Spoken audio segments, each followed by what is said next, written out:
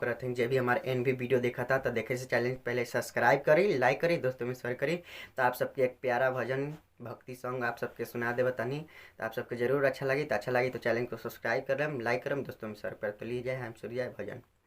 कैसे के छुई माई रौरी पाँव, कैसे के छुई माई रौरी पाँव, बघुआ से डर लागेला। कैसे के छुई माई रौरी पाँव, बघुआ से डर लागेला। करुणा विचार मैया रूपवे के धन में, थोड़ी देरी बघवा के छोड़ी दन बन में। हारे तन में, हारे तन में कि भगिया जगाए, बघुआ से डर लागेला।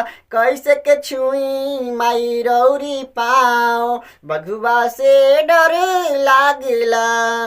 भूखल पियासल मैया ऊंचारे पहाड़ हो, करुणा विचार मैया रूपवे के धार हो, रूपवे के धार हो।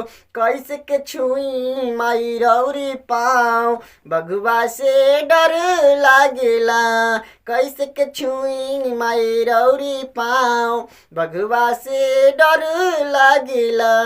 तो आप सबके जरूर भोजपुरी भाई लोग के अच्छा लगी तो चैनल को सब्सक्राइब करम, लाइक करम, दोस्तों में शेयर करम।